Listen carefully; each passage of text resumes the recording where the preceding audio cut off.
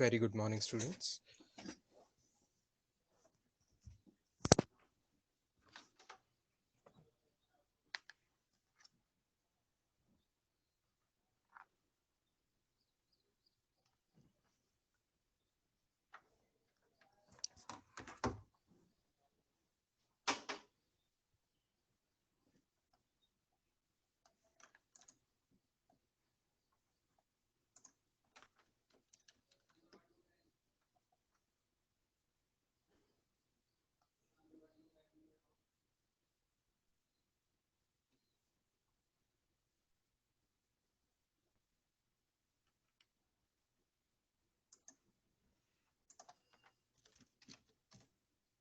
We'll start with the discussion of our yesterday's paper.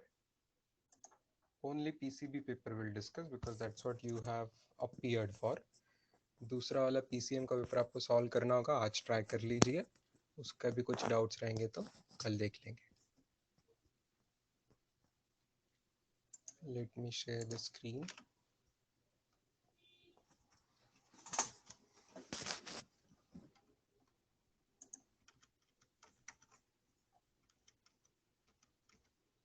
You all can open your question paper and check which questions you have doubts right from the first one.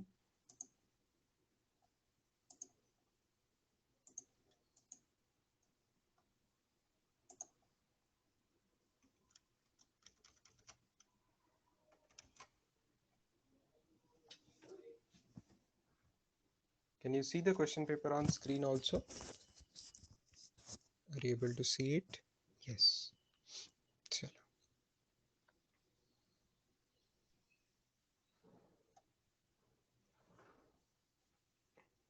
बताइए students. First is done. दो बार derivative लेके acceleration 0 कर दिया. किस time पे आया किया होगा. 1 is easy, 2 is easy, 3 4 5. Any doubts in 3 4 5? Jay Kumar is asking fourth question. ठीक है. Fourth में क्या है? Particle is projected up with initial velocity 80. The ball will be at a height 96 from the ground after what time?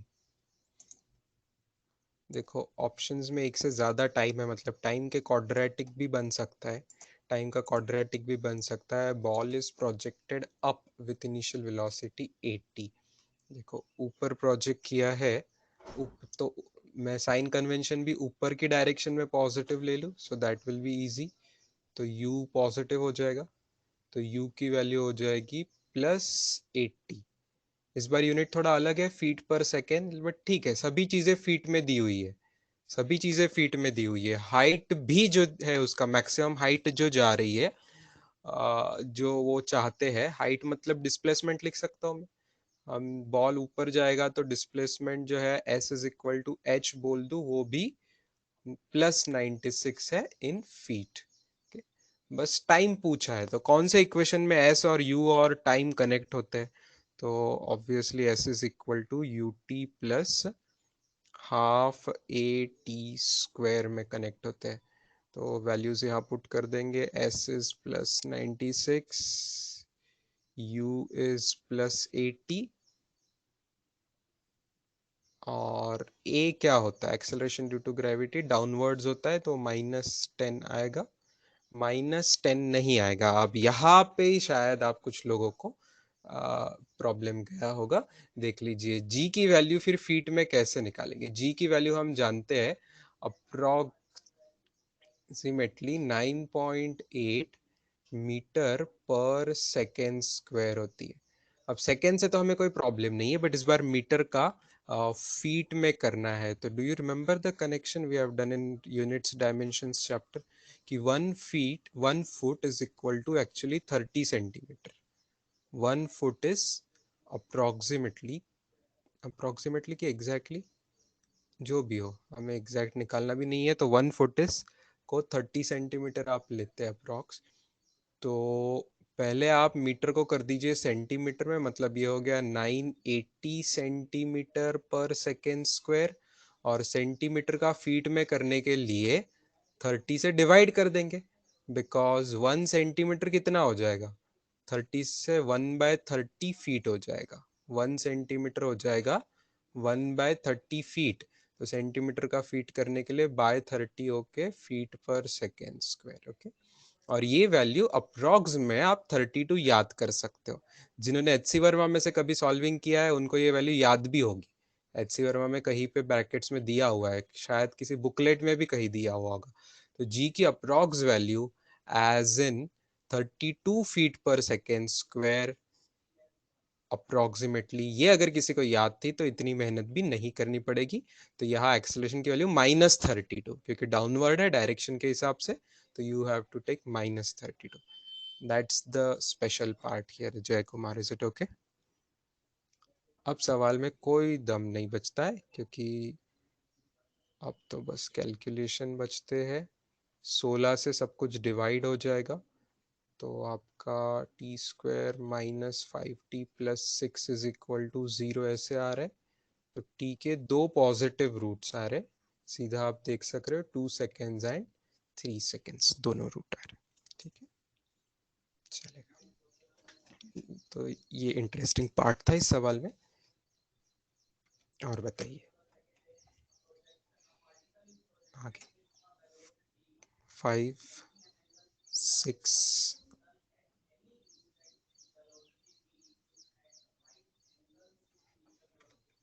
लिख लीजिए भाई, समझने को लिखने को टाइम अफोर्ड कर सकते हैं हम आज।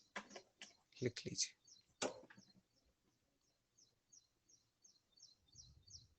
सिक्स्थ क्वेश्चन देखेंगे इसके बाद। ठीक है,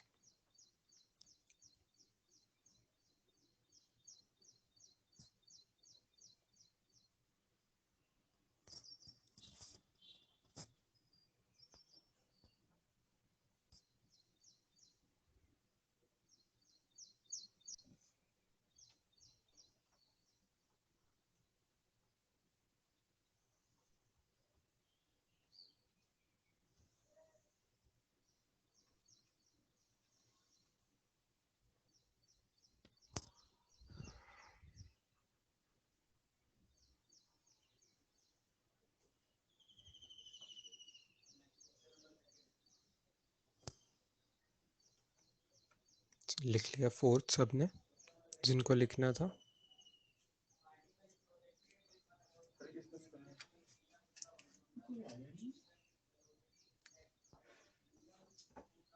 आपके स्टूडेंट्स पे आने वाले हैं सिर्फ 10th standard.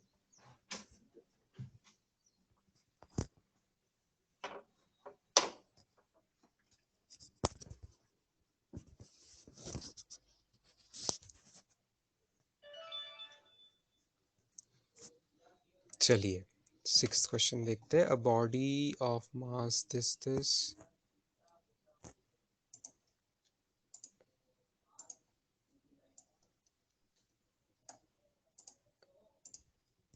moving with constant velocity 10 meter per second, constant force acts for 4 second on it। देखो constant force है for 4 seconds on it, तो भैया constant force है तो acceleration भी constant होगा, है ना, क्योंकि F is equal to m ही होता है। देयरफॉर अगर कांस्टेंट फोर्स है तो कांस्टेंट एक्सेलरेशन भी होगा। ये बात समझ आ रही है? मास तो बॉडी का चेंज नहीं होगा, फोर्स भी कांस्टेंट, मास भी कांस्टेंट, तो एक्सेलरेशन भी कांस्टेंट। अच्छा, एक्सेलरेशन कांस्टेंट है तो हम सब इक्वेशंस ऑफ मोशन भी लगा सकते हैं। जैसे कि क्या है equation of motion? First equation of motion is v bar is equal to u bar plus a bar into t. अब ध्यान से वैल्यूज पुट कर दीजिए। इनिशियल वेलोसिटी क्या दी है? 10 मीटर पर सेकेंड। ओके, कोई तो भी एक पर्टिकुलर डायरेक्शन में होगी, तो मैं +10 ले लूं। आई कैप डायरेक्शन होगी मान लो, कोई भी, उन्होंने दिया नहीं है डायरेक्शन, तो कोई भी एक पर्टिकुलर डायरेक्शन में मैं 10 मीटर पर सेकेंड ले लेता हूँ उसकी इनिशियल वेलोसिटी। ठीक है, ये u की वैल्यू 10 मीटर पर सेकेंड। लेकिन बाद में वो जा रहा है 4 सेकेंड के बाद। टाइम कितना लेना है? टाइम लेना है 4 सेकेंड। टाइम लेना है 4 सेकेंड। एक्सेलरेशन पता ही नहीं है हमें, एक्सेलरेशन पता नहीं है। ठीक है, एक्सेलरेशन निकालना है। फाइनल वेलोसिटी जो है 2 metre per second, but in the opposite direction. मतलब मैंने इनिशियल अगर +10 लिया है तो फाइनल मुझे कहाँ पे लेना है, -2 पे लेना पड़ेगा। अपोजिट डायरेक्शन मतलब -2 पे लेना पड़ेगा, बस इतनी सी बात है। तो आप देखिए कैलकुलेशंस कीजिए, -2 में से 10 सब्ट्रैक्ट करके 4 से डिवाइड कर दीजिए तो ए मिल जाएगा। तो ए का आंसर आ रहा है -3 मीटर पर सेकेंड स्क्वायर।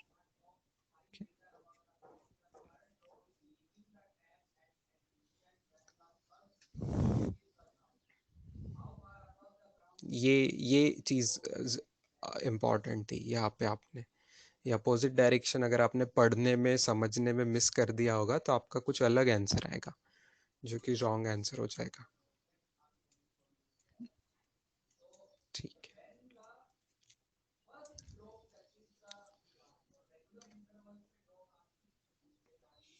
आगे बोलिए। 7th भी डाउट है, 7th को भी इसी पेज पे ले लेते हैं। 7th के जैसा क्वेश्चन हमने किया है क्लास में, एकदम सेम टाइप का क्वेश्चन हमने क्लास में किया है। मुझे नंबर याद नहीं है कहाँ बुकलेट से किया है कि कहाँ किया है, बट ज़रूर क्लास में किया है, ये मुझे गारंटी से याद है। तो क्वेश्चन नंबर 7 का स्टॉपिंग डिस्टेंस का सवाल हमने किया हुआ है। तो मिनिमम स्टॉपिंग डिस्टेंस, स्टॉप करना है कार को, मतलब फाइनली वी हो जाएगा 0, वी हो जाएगा 0। तो फॉर्मूला देखिए, फॉर्मूला अपने पास होता है v²। v का फॉर्मूला एक है, टाइम से कोई लेना देना नहीं, यार डिस्टेंस का फॉर्मूला चाहिए। तो थर्ड इक्वेशन ऑफ मोशन लगाएंगे, फर्स्ट इक्वेशन में टाइम आता है, थर्ड में डिस्प्लेसमेंट आता है। तो थर्ड वाला लगाएंगे v² is equal to u² plus 2as, जिसके अंदर हमें v को कर देना है 0। ठीक है, बाकी मैं एज इट इज रख रहा हूं, मान लो 2as। देयरफॉर s का फॉर्मूला क्या बन रहा है देखिए, तो स्टॉपिंग डिस्टेंस का फॉर्मूला क्या बन जा रहा है इस इक्वेशन पर से, u² को दूसरे साइड शिफ्ट कीजिए तो ये -u² अपॉन 2a, ऐसा फॉर्मूला बन जा रहा है s का। ठीक है, ऐसा फॉर्मूला बन जा रहा है s का। अब दोनों सिचुएशन में ब्रेक्स तो कार के सेम है। ठीक है, ब्रेक्स तो सेम ही कार है, तो ब्रेक्स सेम ही लगाने वाले हैं। ओके, ब्रेक्स कम ज्यादा लगाने की कोई बात नहीं है, लेकिन स्पीड अलग अलग है। एक बार कार की यू 50 है और एक बार कार की यू 100 है। एक बार 50 है और एक बार 100 है। तो अगर u की वैल्यू 50 किलोमीटर पर आवर के बदले 100 किलोमीटर पर आवर कर दी, मतलब डबल कर दिए। ये बात समझ आ रही है? 50 से 100 कर देना मतलब कैसे कर देना, डबल कर देना, इंटू 2 हो गया है, डबल हो गया है। u की वैल्यू डबल हो गया। फॉर्मूला देखिए हमारा जो बना है, उस फॉर्मूला में u का स्क्वायर आ रहा है, u का स्क्वायर आ रहा है, इसीलिए s की वैल्यू क्या हो जाएगी, s की जो भी वैल्यू शुरू में रहेगी और जो बाद में हो जाएगी, कितने गुना होनी चाहिए, कितने गुना होनी चाहिए, 2 का स्क्वायर टाइम्स होनी चाहिए, क्योंकि फॉर्मूला में स्क्वायर है उसका। ओके, बाकी चीजें तो नहीं बदल रही है, बाकी चीजें कांस्टेंट है। तो 2² टाइम्स होनी चाहिए, मतलब 4 टाइम्स हो जानी चाहिए। अब आप ही देख लीजिए, सवाल में इनिशियल डिस्टेंस स्टॉपिंग दिया था 6 मीटर। अब 6 मीटर को 4 गुना करना है तो answer must be 24 meters. As simple as that. कोई कन्वर्शन करने की जरूरत नहीं है, किलोमीटर पर आवर का मीटर पर सेकंड वगैरह कोई करने की जरूरत नहीं है, क्योंकि सवाल में हमें एग्जैक्ट वैल्यू किसी चीज की एक्सेलरेशन की वगैरह पूछी नहीं है। जो दिया था इंफॉर्मेशन वो जिस यूनिट्स में है वैसे ही हमने किया है कंपेयर। 50 का 100 हुआ जो उसी यूनिट में होगा, किलोमीटर पर आवर का किलोमीटर पर में मतलब डबल हो गया। तो डिस्टेंस भी जिस भी यूनिट में होगा, मीटर में है तो वो भी उसी हिसाब से 2² टाइम्स मतलब 4 टाइम्स हो जाएगा।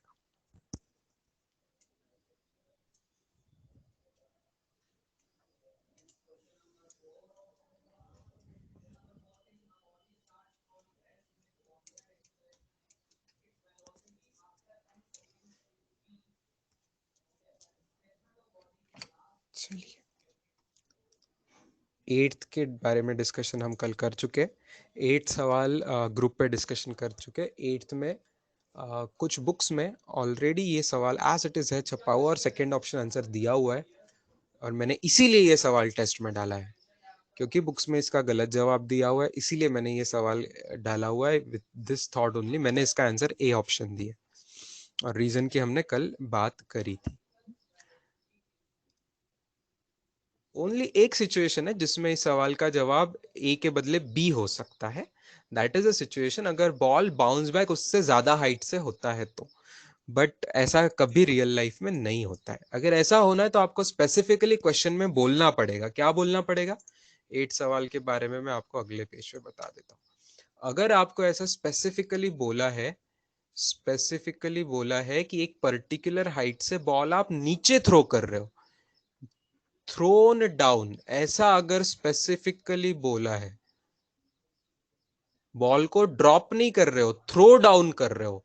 जब इसको थ्रो करोगे तो बॉल नीचे जाके ज्यादा स्पीड से आके वापस रिबाउंड होके इस जगह पे आएगा, तब उसको अपवर्ड यू की स्पीड रहेगी तो वो और ऊपर जा सकता है, फिर बाउंस बैक हो सकता है। ओके, तो in that case it is possible, otherwise ball ऊपर नहीं जाएगा। और उस भी केस में आपको देखो, सवाल के वर्डिंग्स आपको ध्यान से देखने, सवाल के वर्डिंग्स आपको क्या पूछ रहे हैं। सवाल के वर्डिंग्स आपको पूछ रहे हैं कि ball falls to the ground, पहली बात तो falls to the ground and bounces back, तो सिर्फ डायरेक्शन पूछी है of which of this changes in the process. मतलब दे आर आस्किंग कि बाउंसिंग की प्रोसेस कौन सी है? प्रोसेस है फॉलिंग एंड बाउंसिंग बैक। तो इस प्रोसेस में क्या हो रहा है, तो आपको मेनली देखना है कि बाउंसिंग बैक कहां से हो रहा है, जमीन पे से हो रहा है। तो जब बॉल जमीन पे स्ट्राइक हुआ तब नीचे और ऊपर क्या चेंज हुआ, तो आपको सोचना है कि जस्ट बाउंस होने से पहले और जस्ट बाउंस होने के बाद बॉल में क्या चेंज आया है। ओके, तो ऑब्वियस बात है वेलोसिटी चेंज हुई है, क्योंकि यहाँ वेलोसिटी डाउनवर्ड थी, ऊपर जाते समय वेलोसिटी अपवर्ड है, तो वेलोसिटी की डायरेक्शन चेंज हुई है, लेकिन डिस्प्लेसमेंट की डायरेक्शन नहीं बदली है, क्योंकि डिस्प्लेसमेंट ऑलवेज इनिशियल से लेते हैं। ओके, तो यहाँ का वी बदल गई डायरेक्शन, लेकिन डिस्प्लेसमेंट यहाँ पे भी डाउनवर्ड थी इनिशियल पॉइंट से, और यहाँ पे भी डाउनवर्ड है, ये बात समझिए। डिस्प्लेसमेंट जो है वो दोनों टाइम डाउनवर्ड्स ही है, तो डिस्प्लेसमेंट की डायरेक्शन चेंज नहीं हुई है। डिस्प्लेसमेंट की डायरेक्शन चेंज नहीं हुई है। ठीक है, हाँ, only if it is throne down with sufficient force, sufficient speed देके, तो ही वो उससे ज्यादा बाउंस बैक कर सकता है। ओके, कर सकता है। तो बट डिस्प्लेसमेंट का डायरेक्शन चेंज होने का चांस ऑलवेज नहीं है। तो सवाल देखो, आप वर्ड टू वर्ड सवाल देखो, तो ऐसा भी नहीं है वर्ड क्वेश्चन में कि direction of which of the following may change in the process.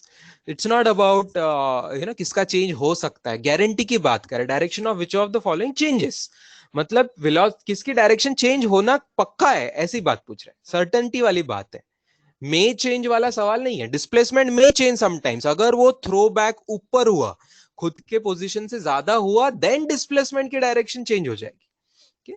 But guarantee नहीं है, rather most of the time ball bounce back come height पे होता है, ये रियलिटी हमें पता है। बॉल जितने हाइट से गिरेगा उससे कम ही हाइट पे बाउंस बैक होगा, तो उस हिसाब से डिस्प्लेसमेंट का डायरेक्शन चेंज तो होता बहुत कम बार है, निग्लिजिबल बार है, ऐसा होता नहीं। क्वेश्चन मे बी में होता, कैन चेंज में होता, तो फिर हम आर्ग्यू कर सकते हैं कि वो जो रेयर केस है, एक्सेप्शनल केस है कि ऊपर होगा, वो वाली कंसिडर कर लेंगे, क्योंकि उस केस में डिस्प्लेसमेंट में change. But right now I can clearly tell you from my experience कि दिस क्वेश्चन के वर्डिंग्स के हिसाब से फाइनल एग्जाम में आंसर सिर्फ फर्स्ट ऑप्शन दिया जाएगा, क्योंकि सर्टेनिटी की बात हो रही है, वेलोसिटी जरूर बाउंसिंग के टाइम पे बदलेगी। प्रणव नीलकंठ खत्म sir, at instant of bouncing direction of displacement changes? नहीं बेटा, नहीं चेंज हो रही है, वही बता रहा हूं मैं आपको। Displacement is always with respect to original position, original position के रिस्पेक्ट में डिस्प्लेसमेंट होती है। तो डिस्प्लेसमेंट की डायरेक्शन चेंज नहीं होगी। जैसे मान लो मैं आपको यहाँ नंबर्स लेके बताऊं, मान लो ऊपर से नीचे तक का, जहां से बॉल फेंका था वहां से तक का ये डिस्टेंस है, मान लो 10 मीटर्स। ओके, तो प्रणव एन कदम के बोलने के हिसाब से एट बाउंसिंग टाइम, ठीक है, एट बाउंसिंग टाइम डिस्प्लेसमेंट लिखूं मैं कितनी होगी? डिस्प्लेसमेंट होगी 10 मीटर डाउनवर्ड्स। आप अगर चाहते हो कि मैं अपवर्ड डायरेक्शन को पॉजिटिव ले लूं मान लो, तो मेरी डिस्प्लेसमेंट क्या हो जाएगी? -10 मीटर हो जाएगी, ठीक है। अब जस्ट आफ्टर बाउंसिंग मान लो, just after bouncing, just after bouncing थोड़ा सा डिस्प्लेसमेंट उसका ऊपर हो गया बॉल का, okay, that is instantaneous displacement. Okay, but overall displacement कहां से काउंट करेंगे? ओवरऑल डिस्प्लेसमेंट कहां से काउंट करते हैं? ओवरऑल डिस्प्लेसमेंट इनिशियल से काउंट करते हैं। तो क्वेश्चन में इंस्टेंटेनियस डिस्प्लेसमेंट की बात नहीं है, तो यहाँ पे डिस्प्लेसमेंट इनिशियल से काउंट होगा। तो मान लेते हैं कि 0.1 मीटर वगैरह बॉल गया, तो भी ऊपर से 9.9 मीटर वगैरह बॉल तो नीचे ही है ना, इनिशियल पॉइंट से नीचे ही है, इनिशियल पॉइंट से ही आप डिस्प्लेसमेंट काउंट करोगे, राइट? यस, तो ये बात है। तो it was negative and it is still negative, तो उसका सेम साइन है, मतलब सेम डायरेक्शन, डिस्प्लेसमेंट का same direction.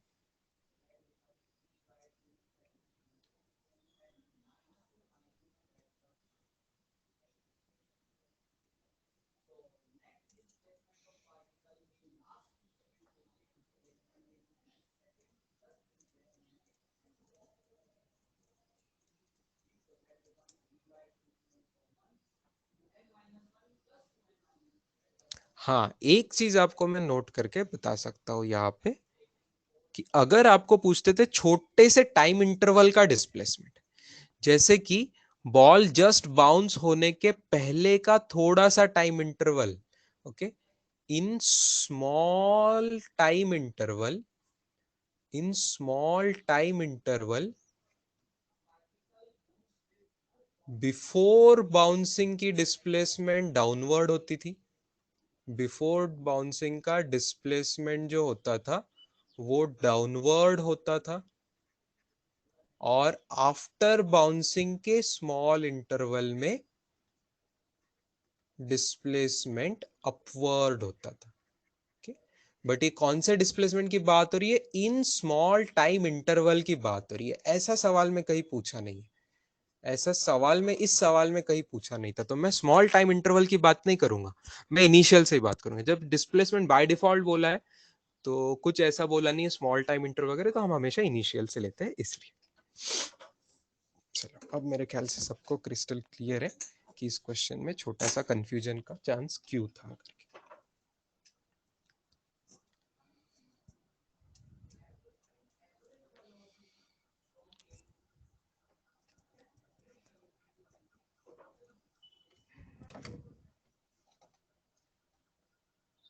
Sakshi is coming back to fifth question. Fifth booklet का क्वेश्चन है क्या बेटा? फिफ्थ क्वेश्चन बुकलेट या कहीं का होगा, देखिए ये मुझे क्योंकि क्लास में किया हुआ याद आ रहा है, ये भी मुझे क्लास में किया हुआ याद आ रहा है। एक्सेलरेशन दिया हुआ है क्वेश्चन में, ध्यान से देखिए एक्सेलरेशन की वैल्यू क्या है। 6 अलोंग एक्स एक्सिस मतलब 6 i कैप, और 8 अलोंग वाई एक्सिस मतलब 8 j कैप। स्टार्ट रेस्ट से हो रहा है तो u बार 0 है, और पूछा है हमें डिस्टेंस फ्रॉम ओरिजिन, तो भाई ठीक है, s is equal to u t plus half a t square निकाल लगाएंगे, तो u बार तो 0 बार है, u बार 0 है, तो सीधा सीधा हमें half acceleration 6i plus 8j into T square लगाना है, दैट इज टाइम का स्क्वायर। तो आंसर क्या आ रहा है? 8 into 6i cap plus 8j cap, okay, ये आ रहा है डिस्प्लेसमेंट। अब स्टार्टिंग फ्रॉम ओरिजिन भी दिया होगा, हाँ, distance from origin starts from rest from origin, मतलब जो डिस्प्लेसमेंट है वही फाइनल पोजीशन है उसकी, क्योंकि इनिशियल पोजीशन तो ओरिजिन ही है, जीरो ही है, तो फाइनल पोजीशन भी यही है वेक्टर फॉर्मेट में, वेक्टर फॉर्मेट में यही है। ओके, तो अब इसी का आपको, इसका मतलब फाइनल कोऑर्डिनेट्स क्या हो गए, फाइनल कोऑर्डिनेट्स में लिखो इसके हिसाब से, बॉल के क्या हो गए, 8 6 48 मीटर्स, ये इसका एक्स कोऑर्डिनेट हो गया, 8 8 64 मीटर, ये इसका वाई कोऑर्डिनेट। अब डिस्टेंस पूछा है, तो डिस्टेंस फ्रॉम ओरिजिन के लिए आप सीधा सीधा डिस्टेंस फॉर्मूला लगाएंगे, तो अंडर रूट ऑफ 48 माइनस 0 का स्क्वायर प्लस 64 माइनस 0 का स्क्वायर, तो ये आंसर आपका आ जाएगा 80 मीटर। आई बात समझ में?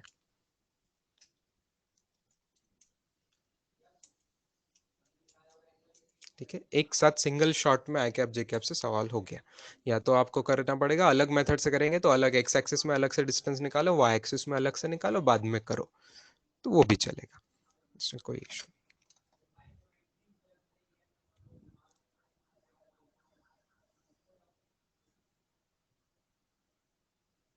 इशिता बेटा आप लेट ज्वाइन हुए क्या, 8:15 के बाद?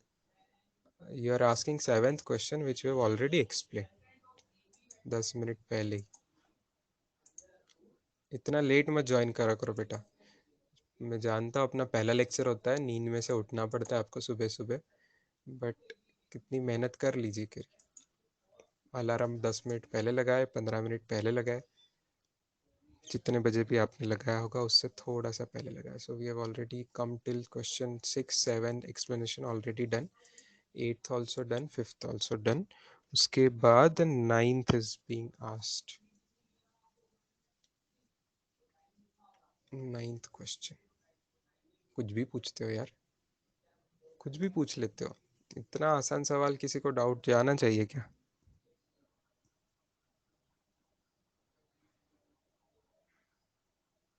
दिस क्वेश्चन इज अ, ये सवाल तो अब मैंने बोलना चाहिए बच्चों वाला है, अब तो आप जब बच्चे थे, है ना, 2 महीने पहले आप बच्चे थे, इन दैट सेंस आपको कुछ नहीं डेरिवेटिव आता था, लेकिन अब आप बड़े हो गए हो, अब आप बड़े हो गए हो, डेरिवेटिव इंटीग्रेशन 2 महीने कर लिया, मतलब आप बड़े हो गए हो, तो अब आपको ये सवाल को डाउट नहीं आना चाहिए, 2 बार डेरिवेटिव लेके टाइम की वैल्यू आपको पुट करनी है, दैट्स ऑल। 2 बार डेरिवेटिव लेके टाइम की वैल्यू पुट करनी, क्या क्या जवाब मैंने गलत दिया है क्या बेटा, आंसर गलत दिया हुआ है क्या, क्या 32 आंसर नहीं आ रहा है 2 बार डेरिवेटिव लेके पुट करके? आ रहा है तो आ रहा है टाइप कीजिए, मुझे यस नो लेने दीजिए इस 9th क्वेश्चन के बारे में पोल, कितने लोगों को आ गया बेटा ये क्वेश्चन सॉल्व करते? आ गया है तो यस टाइप कीजिए, वरुण को आ रहा है, मुझे पूरे क्लास की जानकारी लेने दीजिए। 9th क्वेश्चन आपको आ गया, एग्जाम में आया हो या बाद में आया हो, लेकिन 9th क्वेश्चन आपको आ गया है, 32 उसका आंसर आ रहा है, आ रहा है आपका, तो यस टाइप कीजिए, मुझे जानने दीजिए। पूरी क्लास का ही आ रहा है ऑलमोस्ट, एक दो तीन बच्चे हैं जिनको ये डाउट है, सरप्राइजिंग बेटा, ये 2 3 बच्चे क्या करते हैं क्लास में, बाकी पूरी क्लास को आ रहा है। ठीक है, चलो 11th क्वेश्चन में कुछ दम है क्या, देखते हैं। Question number 11,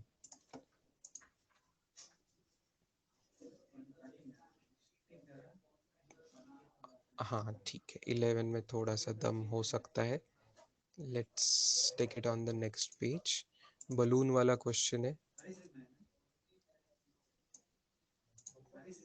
rising vertically with acceleration 4.9 meter per second square. अच्छा, rising vertically, rising vertically, rising है ये वर्ड इंपॉर्टेंट है, with 4.9 meter per second square, तो मैं अपवर्ड डायरेक्शन कोई पॉजिटिव ले लूँ, अपवर्ड डायरेक्शन कोई पॉजिटिव ले लेते, तो ए की वैल्यू हो गई +4.9 मीटर पर सेकेंड स्क्वायर।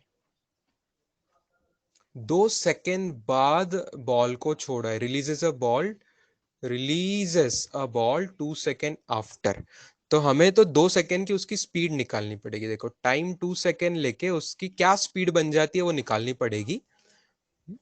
क्योंकि वही स्पीड बॉल को मिलेगी, जो बलून की रहेगी स्पीड 2 सेकेंड बाद वही बॉल की मिलेगी, क्योंकि बॉल को बलून पर से ही छोड़ा हुआ है। ठीक है, बॉल को बलून पर से ही छोड़ा, क्योंकि man is inside a balloon. आप सिचुएशन समझ रहे हो ना? मान लो एक बड़ा सा बलून है, ये ऐसा पैराशूट जैसा बलून है ये, कि इस बलून के ऊपर यहाँ पे ऐसे एक कुछ तो भी बना होगा जिसके अंदर देर इज अ मैन, और ये मैन बाद में बॉल को छोड़ेगा। तो ऑब्वियसली जो बलून को वेलोसिटी रहेगी वही मैन को वेलोसिटी रहेगी, और वही बॉल को वेलोसिटी रहेगी जब बॉल छोड़ा जाएगा तब।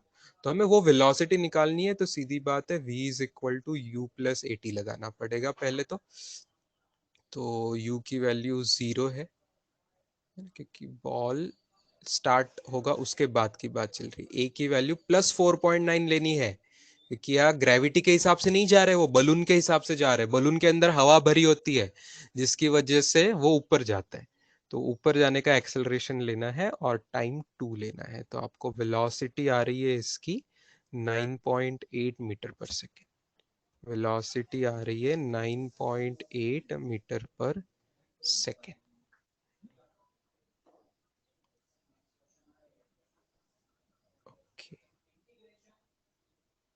अच्छा, डिस्टेंस भी निकालना पड़ेगा, कितना इसने ट्रैवल कर लिया है बलून ने तब तक। तो you t plus half a T, ये सब मैं बलून के लिए कर रहा हूँ। ओके, ये स्टार्टिंग में जो सब कुछ कर रहा हूँ मैं बलून के लिए कर रहा हूँ, बाद में बॉल के लिए करेंगे। तो बलून का u 0 half into 4.9 into time का स्क्वायर, टाइम मतलब 2 सेकेंड है तो 2 का square. So this is also coming 9.8 value in meters. तो ये दोनों से, तो अब सिचुएशन क्या है, राइट साइड में मैं फिर से डायग्राम निकाल रहा हूं। देखिए, ये हमारा ग्राउंड है, ग्राउंड से बलून 9.8 मीटर तक ऊपर पहुंच गया है और वहां से बॉल छोड़ा है। तो जब बॉल छोड़ा गया तो बॉल को स्पीड भी अपवर्ड्स मिली है 9.8 मीटर पर सेकेंड, और बॉल ऑलरेडी जमीन से ऊपर भी है। कितना ऊपर है, कितना ऊपर है, 9.8 मीटर ऊपर है। अब बॉल के लिए इक्वेशंस में लगाऊंगा, अब बॉल के लिए इक्वेशन लगाएंगे। अब बॉल शुरू में ऊपर की स्पीड है तो वो शुरू में जाएगा ऊपर, शुरू में उस स्पीड से जाएगा ऊपर, लेकिन कहीं तो ऊपर जाके वापस गिरेगा नीचे, वापस गिरेगा नीचे इस तरीके से फाइनली। ओके, बट हमें पूछा है ग्रेटेस्ट हाइट। तो जब भी ग्रेटेस्ट हाइट जाएगी तो यहाँ के कंपैरिजन में मान लीजिए यहाँ ये चीज मैं h ले लूं, ये चीज मैं h ले लूं, तो आप इतना समझते हो कि v square is equal to u square plus 2as लगाने से फायदा होगा, क्योंकि टॉप मोस्ट पॉइंट पे स्पीड 0 हो जाएगी और u जो है वो यहाँ पे 9.8 हो जाएगा, और यहाँ पे जो एक्सेलरेशन रहेगा वो कोई बलून का नहीं है, क्योंकि बॉल छूट चुका है बलून से, तो एक्सेलरेशन ड्यू टू ग्रेविटी रहेगा -9.8, और ये जो s रहेगा that is our h height, ऊपर की h हाइट प्लस h। तो इस पर से हमें h मिल जाएगी, h आ रहा है 9.8 का square divided by double of 9.8, तो एक 9.8 कैंसिल होगा, एक 9.8 बाय 2 रहेगा, तो 4.9 मीटर ये h आ रहा है। लेकिन क्या हमें h पूछा है क्या? नहीं, ग्राउंड से पूछा हुआ है, ग्राउंड से पूछा हुआ है, तो आंसर कैसे फाइंड करेंगे? और final answer will be h plus 9.8, right? h plus 9.8 that is 4.9 plus 9.8 that is 14.7 metre. था क्या ऐसा ऑप्शन बेटा? 14.7 मीटर ऑप्शन था क्या? देखिए, फर्स्ट ऑप्शन ही दिख रहा है, तो that will be the answer.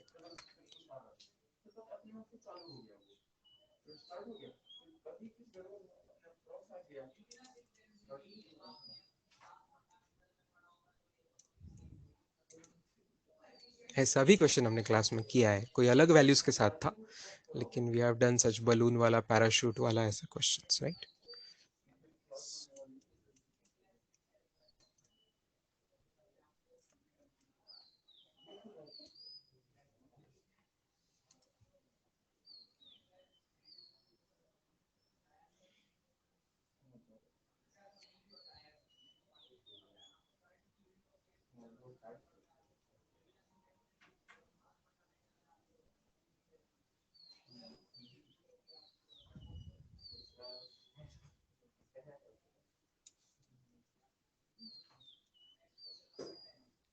For balloon a negative लेंगे नहीं, अगर तुमने ये किया है कल्पेश तो यही गलती हो गई है, क्योंकि सवाल में बोला है कि ए पॉजिटिव है बलून का।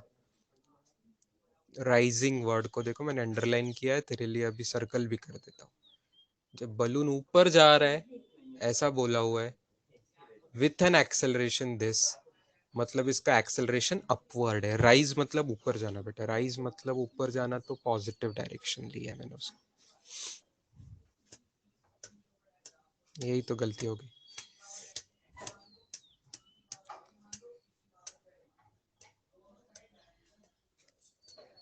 खांडेकर कल्पेश, ध्यान आया क्या? यस। अगर बोलते कि बलून इज एक्सेलरेटिंग डाउनवर्ड्स तो अलग बात है, ठीक है ना, तो फिर निगेटिव लेते हैं जो सवाल में दिया है उस हिसाब से। लेकिन कभी ऐसा मतलब वो तो फनी क्वेश्चन हो जाएगा। बलून कभी नीचे थोड़ी ना आता है, बलून में कोई कोई भारी बलून के अंदर कोई पानी या स्टील या लोहा भर के रखता है क्या? बलून के अंदर हवा होती है, तो इसलिए बलून ऊपर ही जाता है और बलून को एक्सेलरेशन अपवर्ड ही मिलता है।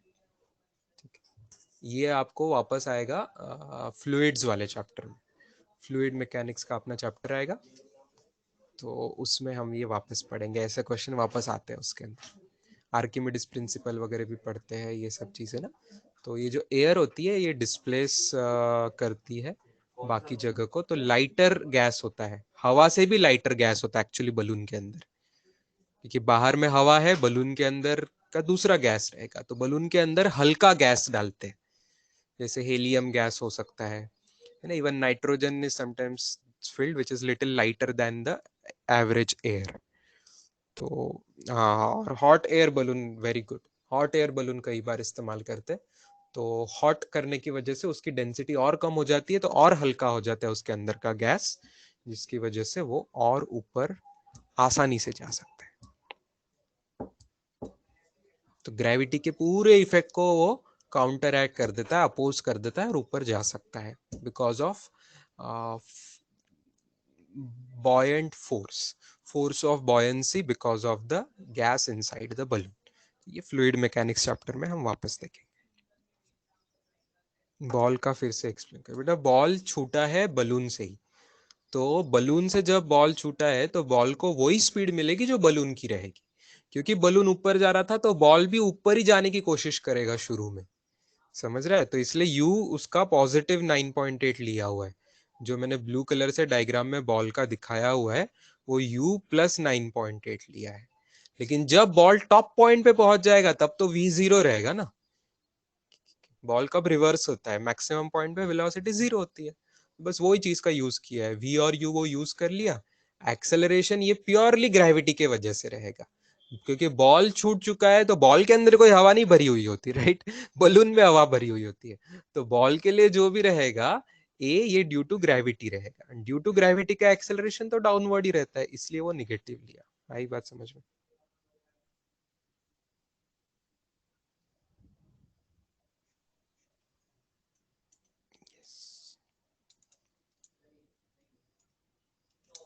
चलो, डिटेल्ड सॉल्यूशन है ऑन द बोर्ड, ये आपको स्क्रीनशॉट में मिल जाएगा, वैसे लिखना बाकी है तो कोई चिंता मत कीजिए।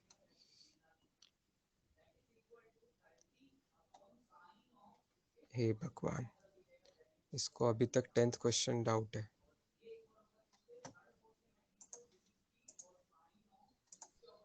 साक्षी, एक्स से वी निकालने के लिए क्या करते हैं बेटा, कौन सा फॉर्मूला यूज करते हैं वेलोसिटी के लिए, इंटीग्रेशन करते हैं क्या?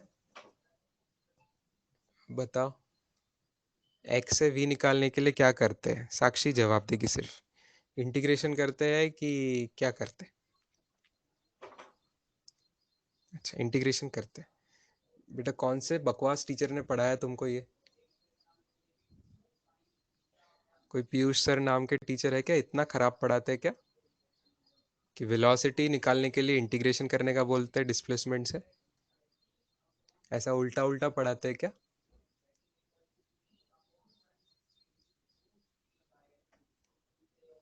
तो एक ही वर्ड में डेरिवेशन इंटीग्रेशन दोनों डाल रही है। डेरिवेशन और इंटीग्रेशन एक दूसरे का उल्टा होता है। मैं पूछ रहा हूँ क्या करता है, तो उसका उल्टा जवाब दे रही है। मैं पूछ रहा हूँ ऐड करेंगे क्या, तो तू बोलेंगे सब्ट्रैक्ट करेंगे, ऐसी बात हो गई वो।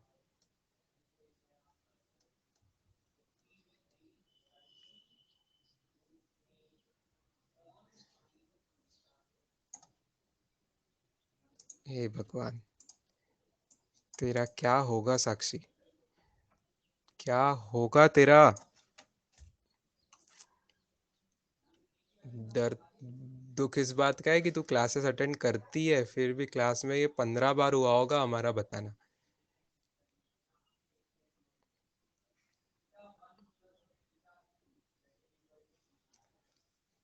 कम ही बोल रहा हूँ, शायद 25 बार हुआ होगा कि वेलोसिटी का फॉर्मूला ds/dt है। ये क्या तुझे नहीं पता है? s को ही x करके डिनोट करते हैं, ये क्या तुझे नहीं पता है? तो यहाँ पे dx/dt instantaneous velocity is dd of a plus bt square.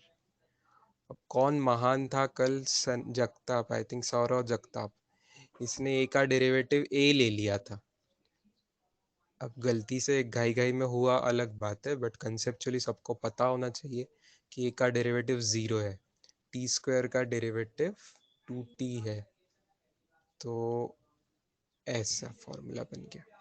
तो अब बस वैल्यू आपको पुट करनी है, बी की वैल्यू 3, टाइम की वैल्यू भी 3।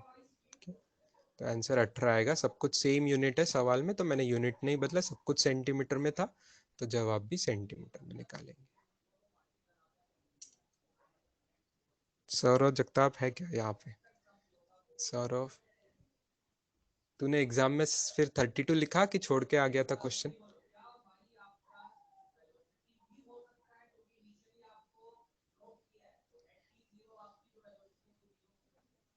चलो वेरी गुड, कम से कम इस बात से मैं तेरे से सहमत हूँ। अगर किसी का एग्जाम में जवाब 33 आ गया है ना, इसने क्योंकि वो ए का डेरिवेटिव गलती से ए ले लिया था, तो उसने 15, ए की वैल्यू 15 जो सवाल में है वो ऐड कर दी वहां पे, तो फिर 15 और 18 उसका 33 जवाब आया। तो अब कोई अगर लेस कॉन्फिडेंट स्टूडेंट होता ना, तो वो क्या करता था, वो छोड़ के आ जाता था। लेकिन सौरव ने कम से कम 33 ऐसा सोच के कि क्लोजेस्ट आंसर में टिक करके आओ करके 32 टिक करके आया, तो ये शाबाशी की बात है। ठीक है, अब उसको -1 मार्क मिला, लेकिन वो इसलिए नहीं मिला क्योंकि उसने यू नो कॉन्फिडेंस मैटर की वजह से नहीं, उसका -1 इसलिए हुआ क्योंकि उसने कैलकुलेशन मिस्टेक कर दी। तो कैलकुलेशन मिस्टेक भी नहीं करनी है हमें, लेकिन कॉन्फिडेंट भी होना है। बहुत स्टूडेंट्स क्या करते हैं, बहुत स्टूडेंट्स थोड़ा सा भी यहाँ वहाँ हुआ ना तो टिक ही नहीं करते।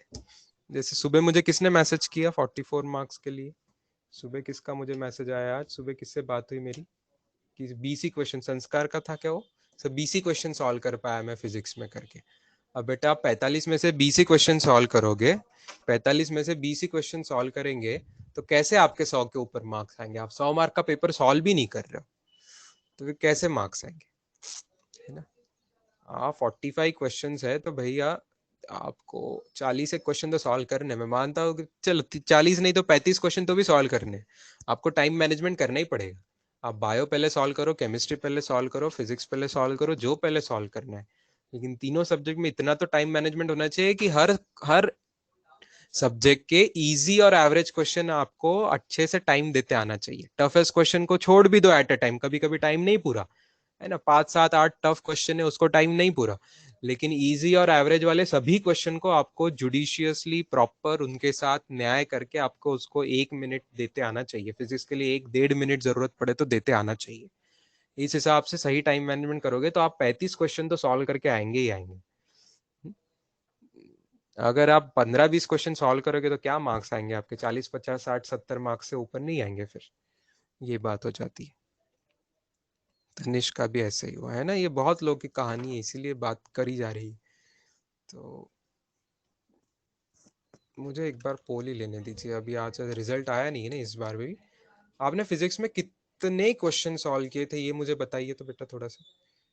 आपको मैं ऑप्शंस दे रहा हूँ, एग्जैक्टली नंबर मत टाइप कीजिए, आपको ऑप्शंस दे रहा हूँ। सॉल्व 40 और मोर, 45 में से 40 या 40 से ज़्यादा क्वेश्चन सॉल्व किए होंगे तो आप पहला ऑप्शन टिक करेंगे।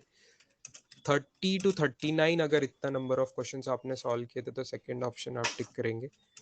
20 to 29 के बीच में है तो आप थर्ड ऑप्शन टिक करेंगे, और लेस देन 20 है तो आप डेंजर जोन में हो, मैं बताता हूँ आपको, तो आप फोर्थ ऑप्शन टिक करेंगे। चेक कर लीजिए, आपके पास अपना अपना रिजल्ट होगा, अपना अपना पेपर अपने पास होता है। सवाल है how many questions you have solved in physics, correct आए वाले पूछ नहीं रहा हूँ मैं अभी, हाउ मेनी क्वेश्चंस सॉल्व किए हैं आपने, बस इतना पूछ रहा हूँ।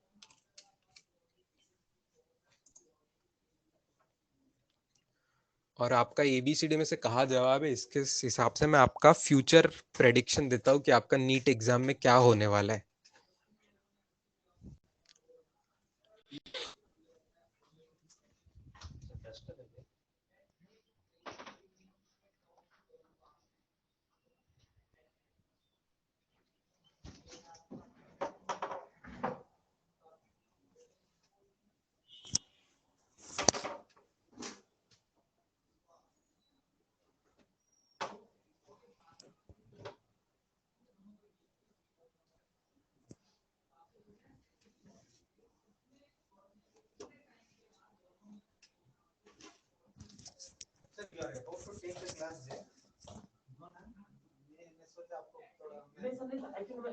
मेरी क्लास नहीं, मेरी क्लास 9:45 से, तो वो भी ऑनलाइन है। और उसके बाद मेरी 11:15 से क्लास, 11:15 से शायद ऐसे करके क्लास है। चलो पूरे पोल का जवाब आ चुका है। वो तो मैं गया था ना कि मैं काम, मुझे लगा यहाँ क्लास ले रहे हैं तो मैं वहां शर्मा के पढ़ने लगा, कुछ लोगों ने जवाब ही नहीं दिया है। 24 और 23, 47, 47 और 12, 59 और 61 लोगों ने जवाब दिया है। क्लास में 80 लोग हैं। 20 लोगों को क्या मेरी आवाज नहीं आ रही है? कि क्या वो लेक्चर चालू करके खेलने चले गए, किचन में खाना खाने चले गए? ये 20 लोगों का जवाब क्यों नहीं आया है यहाँ पे अभी तक?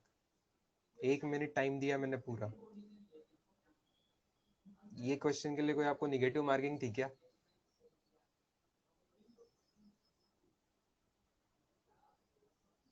तो कब बताओगे voice is coming low? Lecture होने के बाद?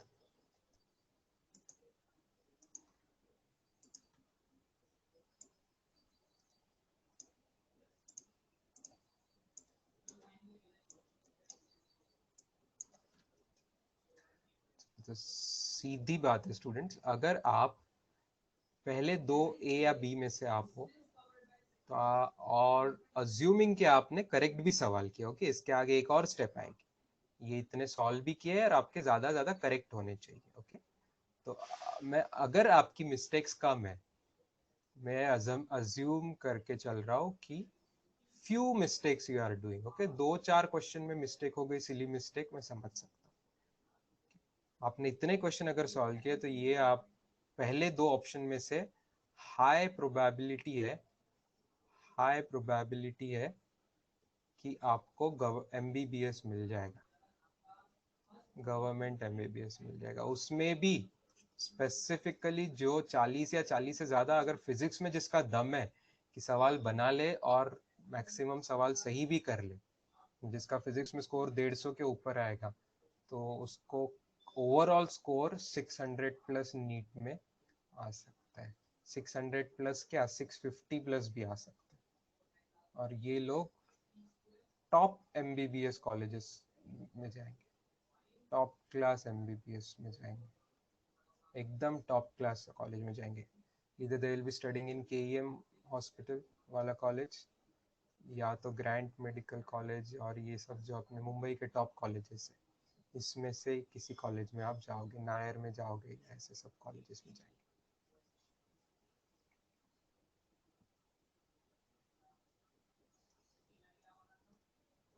और जो यहाँ पे है अटके हुए, अगर कोई 29 भी क्वेश्चन सॉल्व कर रहा है तो वो आउट ऑफ 116 ही मार्क्स उसको मिलेंगे। 29 क्वेश्चन सॉल्व करना मतलब 180 का पेपर ही सॉल्व नहीं किया है, उसने 116 का ही पेपर सॉल्व किया है। अब 116 में से मिल के कितने मिलेंगे? 100 मिलेंगे, 110 मिलेंगे, 90 मिलेंगे, 80 मिलेंगे। तो इस हिसाब से ओवरऑल नीट स्कोर आपका जो है वो 400 के रेंज में रहेगा। तो ये सवाल है, ये स्टूडेंट्स ऐसे हैं जिनको एक तो बीडीएस मिल सकता है या फिजियोथेरेपी का मिल सकता है, लेकिन वो भी गारंटी नहीं है। डिपेंडिंग ऑन आप किसी कैटेगरी में हो तो आपका कट ऑफ कम आता है, तो शायद आपको मिल जाए। अगर आप ओपन में हो तो शायद इसका भी चांस आपका कम कम हो सकता है। और जो लेस देन 20 है वो तो भूल ही जाओ, वो forget medical stream, forget medical stream. Doctor बनने का सपना छोड़ देना चाहिए आप। अगर आप 20 सवाल सॉल्व नहीं कर पाते हो तो डॉक्टर बनने का सपना ही छोड़ देना चाहिए आपको। बता दे रहा हूँ मैं आज से ही, आपको पहले ही से बता दे रहा हूँ।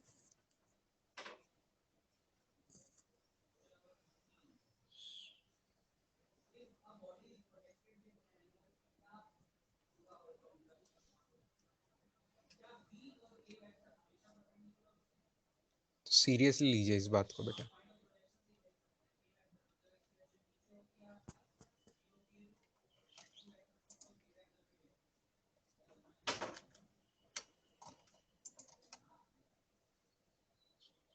चलो आगे बोलिए। 12, 13, 14, 15, एनी डाउट्स?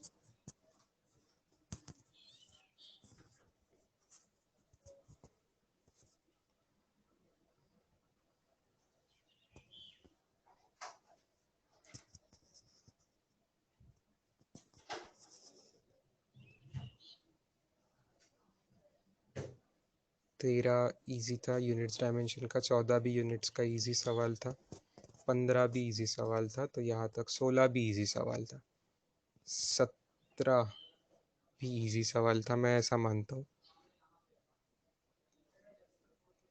गौरव को 13वां डाउट है। 13 में कौन सा बेटा? ABCD कहाँ डाउट है तुमको?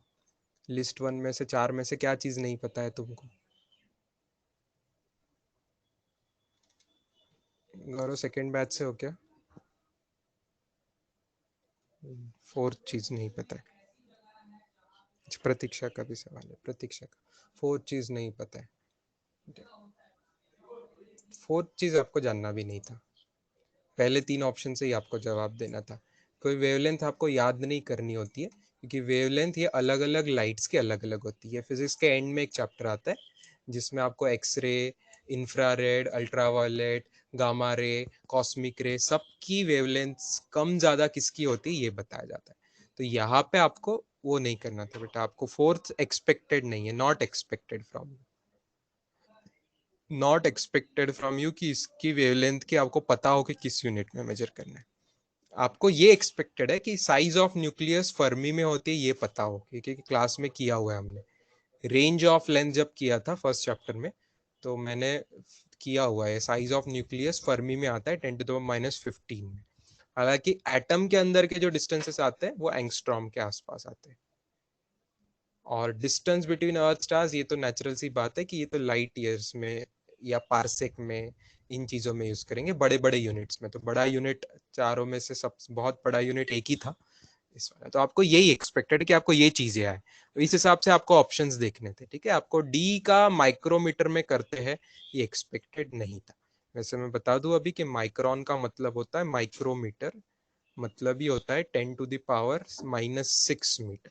तो इंफ्रारेड की वेवलेंथ इस रेंज में आती है, लेकिन ये इंफॉर्मेशन आपको लर्न होना बिल्कुल भी एक्सपेक्टेड नहीं था, क्योंकि बाकी कई ऑप्शंस आपको, अब आपको ऑप्शंस पर से जाना था, यहाँ से आपको ऑप्शंस पर से जाना था इस क्वेश्चन के अंदर।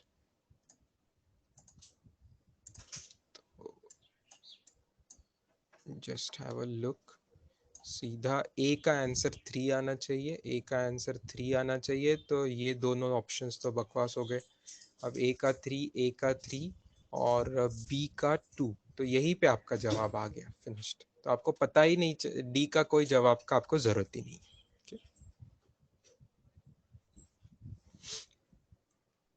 21st क्वेश्चन आगे, क्वेश्चन नंबर 21। हाँ, this is a good question. ये था one of the interesting questions. क्या किसी को एक थ्योरम याद आया मैंने वेक्टर्स में पढ़ाया हो इससे? बताइए किसको थ्योरम याद आ रहा है? लैमीज थ्योरम, वेरी गुड। लैमीज थ्योरम, जब भी तीन फोर्सेस एक दूसरे को बैलेंस करते हैं तब लैमीज थ्योरम हम लगा सकते हैं। तो लैमीज थ्योरम के हिसाब से क्या होता है, यहाँ देखिए तीन फोर्सेस है। मैं आपको एक बार डायग्राम में एक वो जो ओ पॉइंट है ना बेटा, वो ओ पॉइंट को मैं वापस से साइड में निकाल रहा हूँ और आपको वहां से दिखा दूं कि ओ पॉइंट पे तीन फोर्सेस लग रहे हैं। एक फोर्स राइट साइड में लग रहा है जो कि 30 न्यूटन जितना लग रहा है। एक फोर्स नीचे लगेगा जो कि वेट के जितना रहेगा, बराबर। जितना वेट है उस ऑब्जेक्ट का उतना फोर्स उस पॉइंट पे नीचे लगेगा। और एक जो रहेगा टेंशन इन स्ट्रिंग ओ ए रहेगा, ये वाला टेंशन रहेगा। मैं उसको नाम टी दे दूं, T for tension. T for tension रहेगा। तो ये वाली बात रहेगी जहां पे this particular angle is 30 degrees, ये क्वेश्चन में दिया हुआ है। तो अगर मैं all angles I want to you know show, तो what will be this red angle students? What will be this particular red angle जो टी और 30 न्यूटन के बीच में का है? वो रेड कलर का एंगल कितना रहेगा? 120 डिग्रीज रहेगा। यहाँ W और 30 न्यूटन के बीच में आपको सीधा हॉरिजॉन्टल वर्टिकल दिख रहा है, तो ये एंगल 90 डिग्रीज। तो बचा हुआ एंगल कितना रहेगा? जो बचा है एंगल वो कितना रहेगा? क्योंकि तीनों एंगल की सम होती है 360 डिग्रीज, तो ये बचा वाला एंगल कितना रहेगा? 150 डिग्रीज रहेगा। ये एंगल आपका आ जाएगा 150 डिग्रीज। तो क्या आपको लैमीज थ्योरम का स्टेटमेंट याद है कि तीनों के तीनों फोर्सेस लीजिए न्यूमरेटर में, जैसे कि टेंशन, वेट और एक 30 न्यूटन वाला फोर्स, ये तीनों फोर्सेस लिए और डिवाइडेड में आएगा साइन ऑफ अपोजिट एंगल। तो टेंशन के अपोजिट में बाकी दोनों फोर्सेस के बीच में 90 डिग्री एंगल। डब्ल्यू वेट के अपोजिट में बाकी दोनों के बीच में 120 डिग्री एंगल है। और 30 के अपोजिट में बाकी दोनों के बीच में 150 डिग्रीज एंगल है। अब साइन की वैल्यू डाल दीजिए। साइन 90 डिग्री 1 होता है, साइन 120 डिग्री ये साइन 60 के बराबर मतलब √3/2 होगा, और साइन 150 मतलब साइन 30 के बराबर मतलब हाफ होगा। तो how will you calculate T? इस पर से आप टी का कैलकुलेशन कर लीजिए। Therefore T is equal to 60 newton आ जा रहा है। और यहाँ से इन दोनों पर से आप W निकाल सकते हैं। W का जवाब आ जाएगा क्या? 30 इंटू 2 इंटू √3/2। कैलकुलेशन सही से कर लीजिएगा। तो ये जवाब आ रहा है 30√3 न्यूटन। सो ऑप्शंस में रिस्पेक्टिवली वेट एंड टेंशन पूछा हुआ है, तो ये जवाब।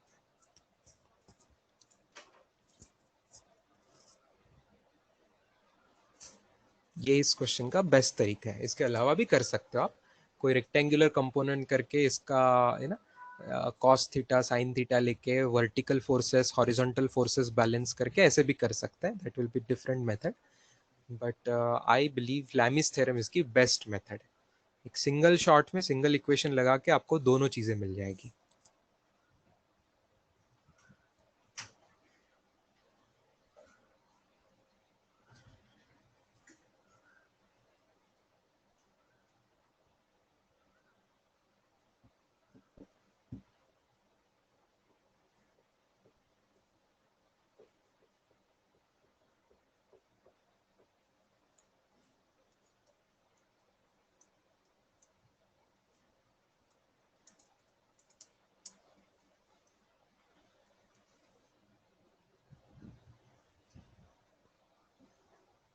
आगे बोलिए। 22 3 4 5।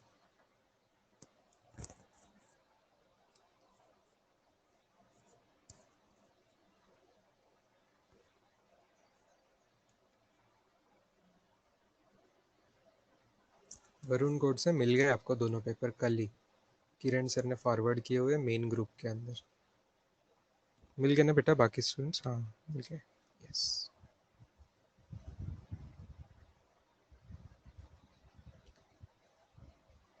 आगे बोलिए। 25 सवाल यहाँ पे है। Stone is projected from ground. 2 seconds later, it clears a wall this much high. Okay, this is question number 25. Okay. Good morning, all of you. Please tell me. Clears a wall 5 meter high. मतलब ये तो projectile motion का ही question है, ये बात clear है। Chapter number 1 से लेकर चैप्टर नंबर 4 तक कंप्लीट हो गया, किसी को डाउट है? चैप्टर नंबर 1 से लेकर चैप्टर नंबर 4 तक डायग्राम इसकी अच्छे से बनाएंगे आप तो इस तरीके से डायग्राम बनेगी कि यहाँ से 5 मीटर दूर, सॉरी कितने मीटर दूर है वॉल ये नहीं बताया है, लेकिन जितने भी मीटर दूर हो एक वॉल है और वॉल की हाइट है 5 मीटर, वॉल की हाइट है 5 मीटर और ये उसको जस्ट क्लियर कर रहे हैं, जहाँ पे u value is given as 25 meter per second. और कब क्लियर कर रहा है? 2 सेकेंड्स के बाद। कब क्लियर कर रहा है? 2 सेकेंड्स के बाद। यहाँ तक जब पहुंचे, जैसे इनिशियल टाइम 0 रहेगा तो यहाँ तक पहुंचने का जो टाइम है वो 2 सेकेंड दिया है। 2 सेकेंड पे बॉल उसको जस्ट क्लियर कर रहा है। थीटा दिया नहीं है, थीटा पूछा है हमें क्वेश्चन में, थीटा पूछा हुआ है। ओके, इसका बेस्ट मेथड होगी स्टूडेंट्स, आप पहले ये x निकाल लीजिए, x निकाल लीजिए। Can you find this x? Can you find this x?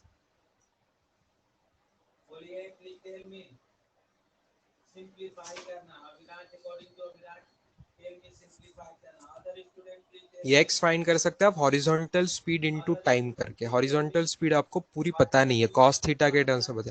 अच्छा ठीक है, एक और मेथड सोचिए, एक मिनट, एक और मेथड आपको बता रहा हूँ x के अलावा, बिना x फाइंड करे कि एक मेथड, मेरे ख्याल से ये ज्यादा इजी हो जाएगी। देखिए ये सॉल्यूशन,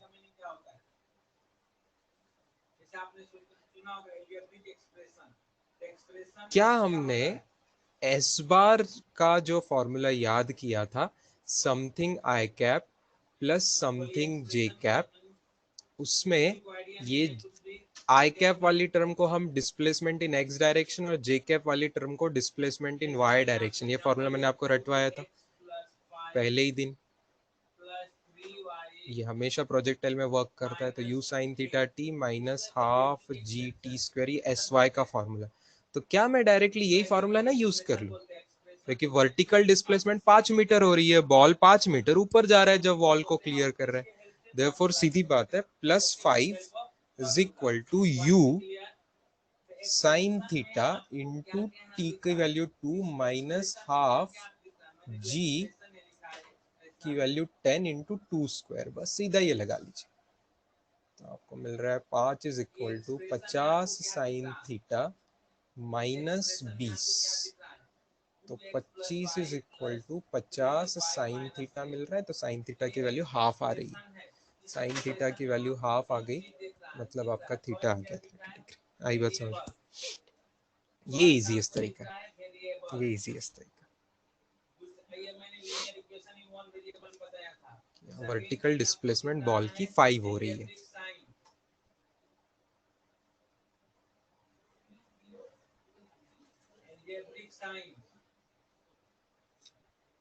और हर चीज आपको दिख रहा है constant number, constant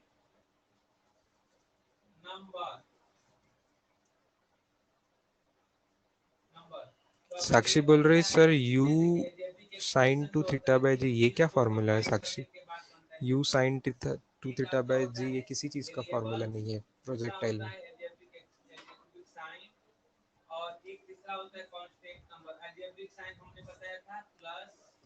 you square होता है बेटा रेंज में, और वैसे रेंज यहाँ पे पता ही नहीं है हमें, रेंज कहाँ है, पार्टिकल कहाँ तक जा रहा है क्या ये हमें पता है, पार्टिकल कहाँ जाएगा भाई, ऊपर से पहुंच के ऐसे नीचे कहाँ गिरेगा, वो चीज होती है रेंज, ये होगा रेंज। अब रेंज से हमें क्या लेना देना है इस सवाल में, ना रेंज की वैल्यू गिवन है ना रेंज की वैल्यू पूछी है, तो रेंज का फॉर्मूला लगा के कोई फायदा नहीं होगा आपको, समझ रहे, रेंज का फॉर्मूला लगा के कोई फायदा नहीं होगा इसमें। मैंने लीनियर इक्वेशन में आपको बताया था। yes. तो आइए कुछ मैंने आपको फार्मूला बता रहा हूँ, एक्सपेंशन फार्मूला, जो कि आपको 7th क्लास में सिखाया गया है।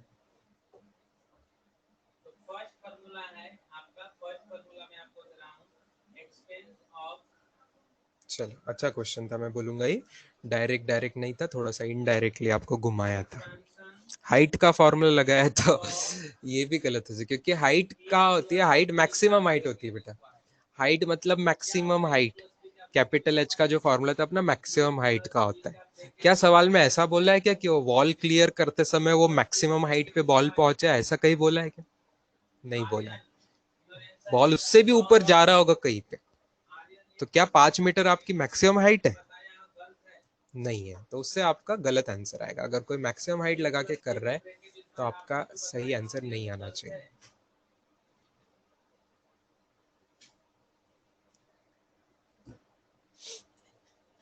मैक्सिमम हाइट तो 5 मीटर से ज्यादा रहेगी इस डायग्राम में, आप देख सकते हो मैक्सिमम हाइट क्या रहेगी, कहाँ पे रहेगी, उससे ज्यादा कहीं तो रहेगी, ये होगा कैपिटल एच, तो कैपिटल एच बड़ा है, कि कैपिटल एच से और भी बड़ा है, बॉल और ऊपर जा सकता है। आई बात समझ में कल्पेश?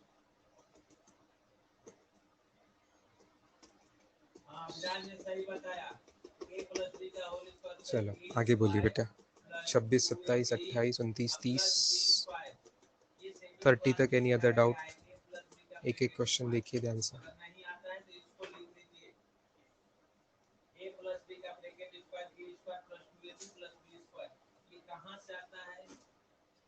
स्लाइड 1 स्लाइड में कुछ नहीं है, फर्स्ट स्लाइड में कुछ नहीं है, बहुत सवाल लग रहे हैं हमने क्लास में किए हुए, ये तो मुझे तो क्लास में किए हुए लग रहे हैं सवाल है ना, ऐसे ये थीटा इज tan इनवर्स 4 वाला भी है, ये is a very standard question, 30 नंबर का क्वेश्चन भी रिपीट बुकलेट वाला ये, we have done this right, easy.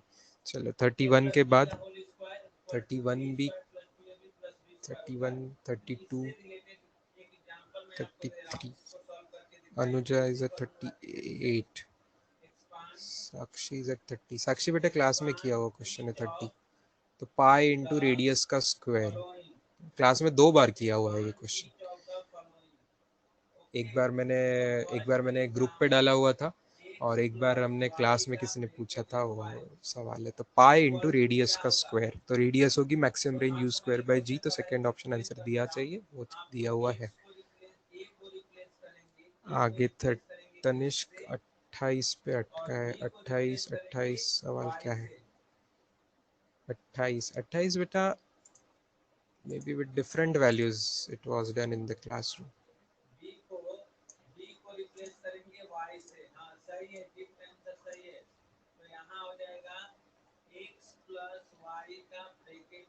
हमारा फॉर्मूला ऐसा होता है ना, x is equal to u cos theta into t होता है, अभी अभी फॉर्मूला हमने देखा, और y में होता है u sine theta T minus half G T square, तो ये वैल्यू है माइनस हाफ जी की, क्योंकि बिल्कुल मैच कर रही है, देखो जी की वैल्यू 10 लेंगे आप तो हाफ जी की वैल्यू 5 होगी, तो बिल्कुल मैच कर रहा है, मतलब ये अर्थ की ही बात चल रही है।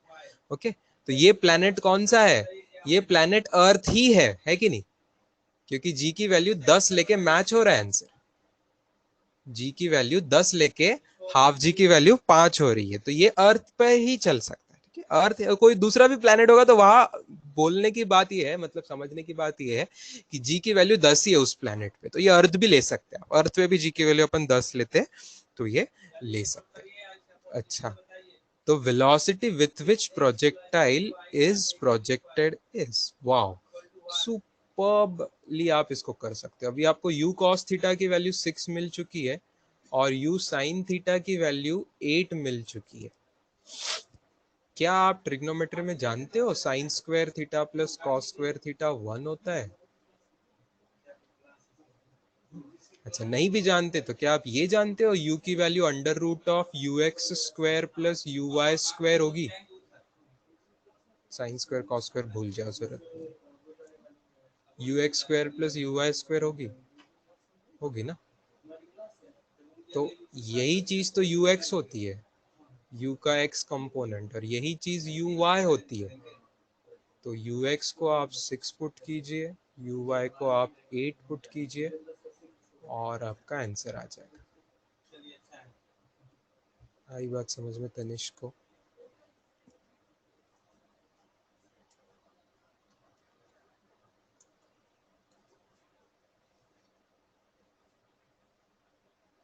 तो ये हो गया सभी का, जिसका आंसर आ गया, अभी विराट का भी आंसर आ गया। तनिष्क कोरडे बेटा, बात समझी नहीं समझी वापस बताओ। शर्मा मत, नहीं समझा है तो बोलो, वापस बताओ समझ। ठीक है, बाकी लोग क्या कर रहे हैं? सारे ओल्ड स्टूडेंट क्या कर रहे हैं? समर्थ आपका क्या आंसर है? विश्वजीत आपने अभी तो हर्षवर्धन, आप लोग का आंसर क्यों नहीं आ रहा है? आगे अनुजा ने पूछा था 38, क्वेश्चन नंबर 38 पे आए। ओके, ये तो बहुत सिंपल सा है।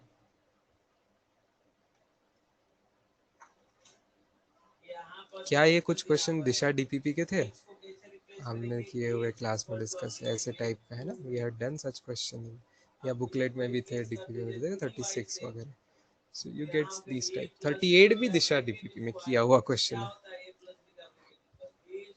This we have discussed in the classroom, जब दिशा डीपीपी डिस्कस करी थी। जिस दिन दिशा डीपीपी का डिस्कशन किया था, अनुजा और डिस्कशन वाला लेक्चर देखिए दिशा डीपीपी के। 2 बार मैंने डेरिवेटिव लिया था, जिससे बताया था कि पॉजिटिव एक्सेलरेशन आ रहा है, जब भी एक्सेलरेशन पॉजिटिव आता है तो वेलोसिटी बढ़ते जाती है। This we have done in the class. और बोलिए, उसके अलावा और कोई डाउट? 39, 40, 41,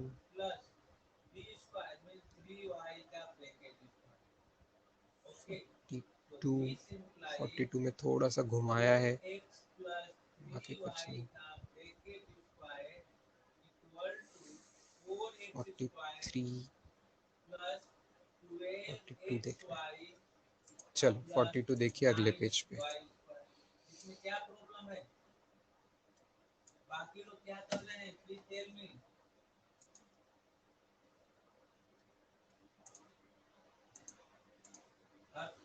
हर्षवर्धन, कार्तिक, रोहित, क्या कर रहे हो तुम लोग?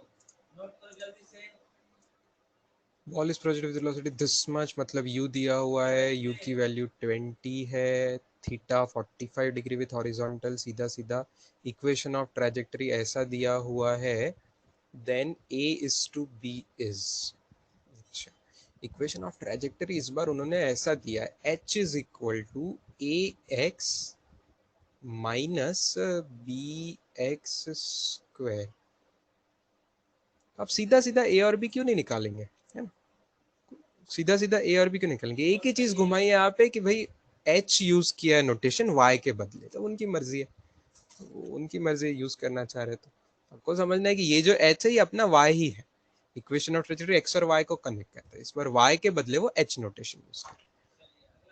तो अपने हिसाब से y इज इक्वल टू, अपन जो जानते हैं इक्वेशन ऑफ ट्रैजेक्टरी वो इस तरीके से जानते हैं, y is equal to x tan theta minus g x square upon 2u square cos square theta.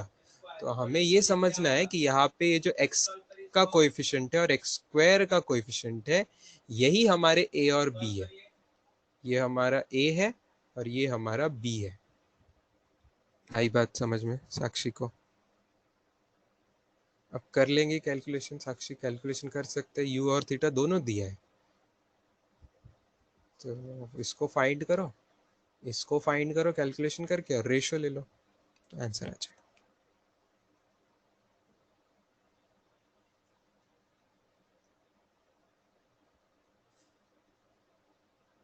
Yes और नो कर सकते हैं क्या? साक्षी को कैलकुलेशन आएगा क्या बेटा? जिन्होंने सवाल पूछा था उनको भी, बाकी इशिता को, आदित्य को आ जाएगा। चलो एक और मेथड बताओ क्या इसकी। एक और मेथड ऐसी है कि हमने एक और फॉर्मूला देखा इक्वेशन ऑफ ट्रैजेक्टरी का, y is equal to x tan theta in bracket 1 minus x by R. याद आ रहा है? ये हमने क्लास में, मैंने आपको होमवर्क में भी प्रूफ करने बोला था। तो इसी को मैं एक्सपांड करूंगा तो देखो y is equal to x tan theta minus x square by R, x square by R. ठीक है, ऐसा भी कर सकते हैं। अगर इससे कंपेयर करेंगे तो आपका a is equal to tan थीटा हो जाएगा और 1 अपॉन आर की वैल्यू, 1 अपॉन आर की वैल्यू b हो जाएगी, 1 अपॉन आर की वैल्यू b हो जाएगी। तो अब इस बार a is to b find करने के लिए क्या होगा? Ratio a is to b find करना है। Ratio a is to b मतलब a डिवाइडेड बाय b करना है। तो ध्यान से देखना, a की वैल्यू tan थीटा और b की value 1 upon r, 1 upon range. तो आपको effectively range into tan theta find करना है।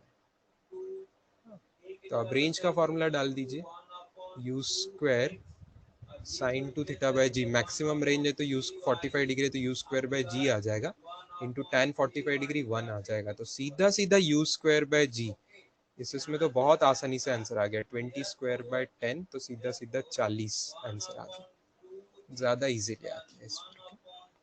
पहले मेथड से भी घुमा फिरा के वही आएगा, ए और बी की अलग अलग वैल्यू आएगी, बाद में आपका आंसर आएगा। तो वो आप कैलकुलेशन करने के बाद आपका answer a is to b आएगा।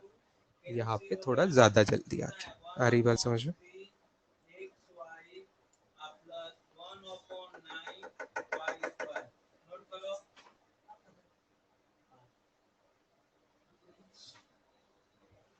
तो दोनों तरीके से सेम आंसर आएगा, क्योंकि दोनों फॉर्मूले एक ही चीज के, बस रूप अलग अलग है फॉर्मूले का।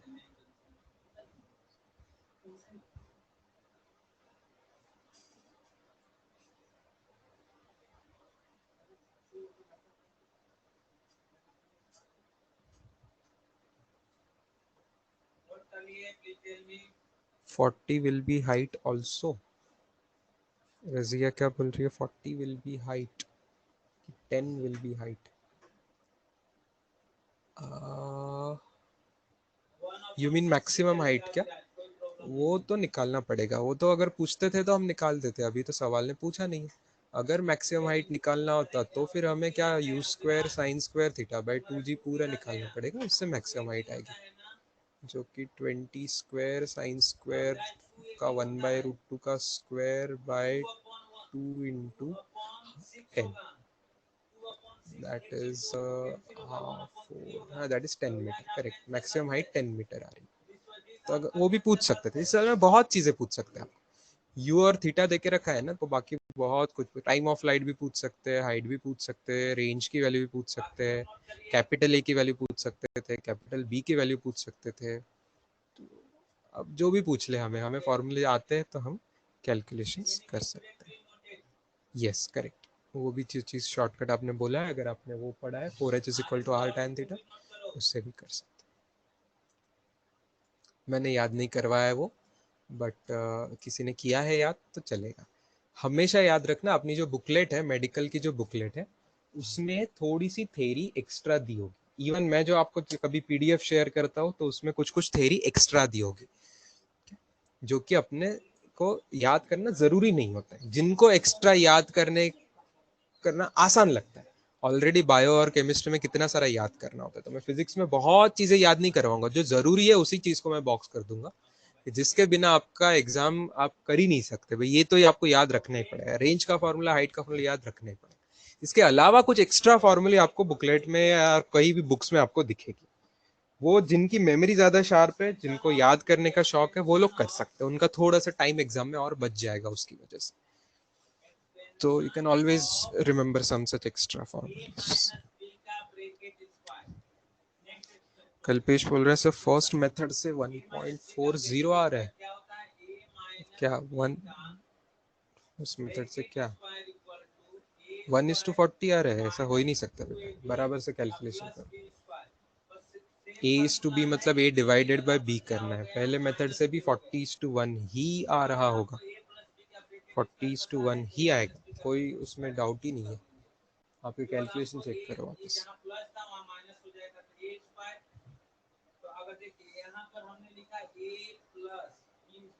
चलो बाकी 3 सवाल क्लियर थे? कैसे थे देखते हैं। 43 तो आसान सवाल है, 44 ने थोड़ा सा तिरछा, थोड़ा सा कंफ्यूजिंग किया था, 45 भी आसान। 44 चाहिए एक्सप्लेनेशन, ठीक है। 44 ये मैंने दोनों में डाला था, ये इंजीनियरिंग स्टूडेंट्स भी इसका एक्सप्लेनेशन देख रहे होंगे उनके क्लास में। ये सवाल उनको भी डाला हुआ था, आपको भी डाला हुआ था। Question number 44। आप लोग भी इंजीनियरिंग का पेपर ट्राई करना बेटा, उसमें से कुछ डाउट है तो कल पूछ लेना। मैं वो आज नहीं डिस्कस करूंगा क्योंकि सबका ट्राई नहीं हुआ होगा ना, तो आप आज ट्राई कीजिए इंजीनियरिंग वाला पेपर। अच्छा, अपने हिसाब से x is equal to u cos theta into t होता है, तो ये हो गया, ठीक है। x is u cos theta into t, लेकिन y का भी एक फॉर्मूला होता है। y का होता है you sine theta into T minus half G T square. You sine theta into T minus half G T square, ये फॉर्मूला होता है। अब यहाँ सवाल में जो दिया है वो 2y का फॉर्मूला दिया हुआ है, तो हमारी जिम्मेदारी है कि हम y का फॉर्मूला निकाले उस पर से, तो 2 से डिवाइड कर लीजिए। तो y का फॉर्मूला 2 से डिवाइड करके क्या आएगा, 48t माइनस 4.9 टी स्क्वायर। अब जरूर हाफ जी की वैल्यू 4.9 से मैच हो रही है, लेकिन 48 की भी वैल्यू किससे मैच होनी चाहिए, यू साइन थीटा से मैच होनी चाहिए, बराबर। देयरफॉर देखो यू कॉस थीटा की वैल्यू 36 है और यू साइन थीटा की वैल्यू 48 है।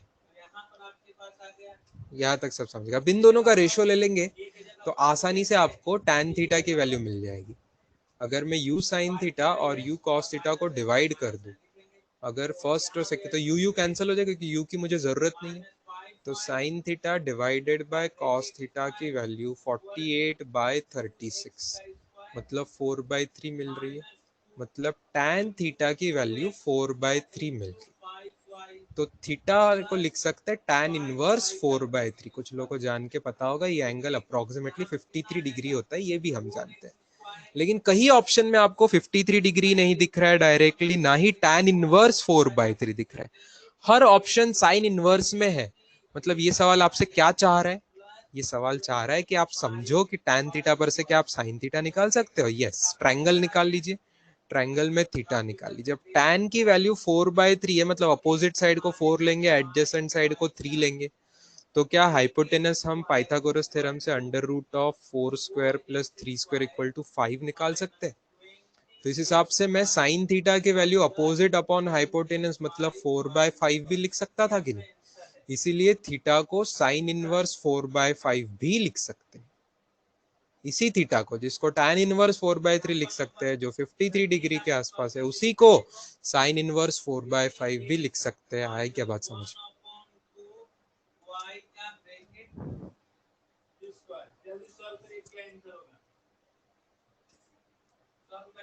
गुड। अच्छा आप मुझे बताइए, अब और एक ट्विस्ट वाला सवाल, अगर हर ऑप्शन साइन इनवर्स में नहीं होता, अगर हर ऑप्शन कॉस इनवर्स में होता, तो बताइए क्या जवाब आता इसी सवाल में। अगर सभी ऑप्शन कॉस इनवर्स में होते तो जवाब कैसा आता था, क्या आता था, कॉस इनवर्स ऑफ 3/5 आता था, करेक्ट।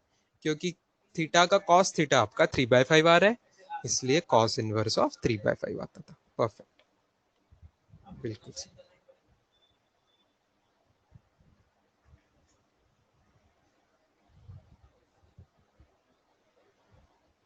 चलिए एक बार पूरा पेपर और देख लीजिए, 1 to 45 किसी को और कुछ पूछना है, 1 to 45 किसी को और कुछ पूछना है?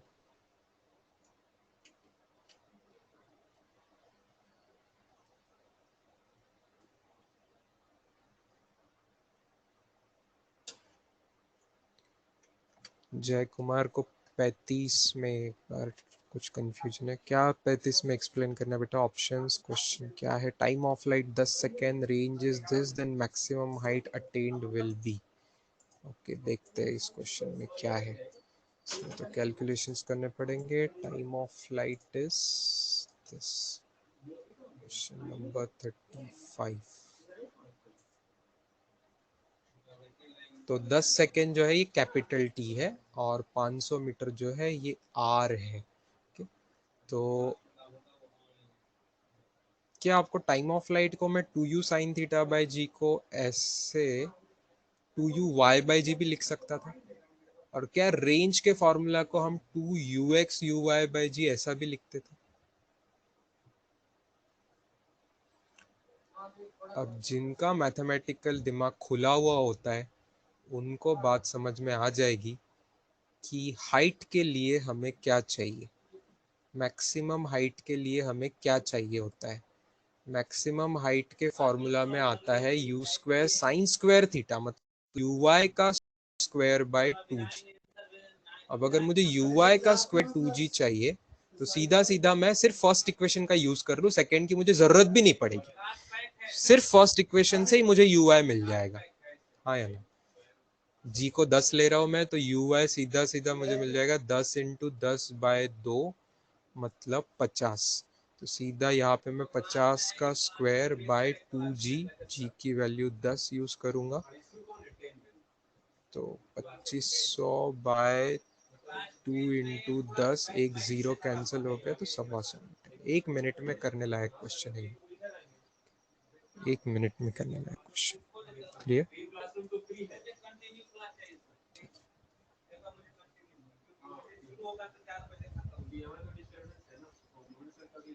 देखो यहाँ पे रेंज का कोई काम ही नहीं गिरा हमें, ठीक है? ये इंपॉर्टेंट बात है, ये भी एग्जाम के लिए आपको इंपॉर्टेंट है। एग्जाम में ऐसा नहीं है कि कोई भी क्वेश्चन की हर चीज यूज होनी चाहिए, नॉट नीडेड। ये एक्स्ट्रा इन्फॉर्मेशन दी है, रेंज की जरूरत ही नहीं है हमें इस क्वेश्चन में, बिना रेंज के ही हम ये सवाल सॉल्व कर सकते हैं। हर दी हुई चीज काम में आएगी ऐसा भी नहीं है, कोई चीज आपको जस्ट कंफ्यूज करने के लिए भी दे सकते हैं।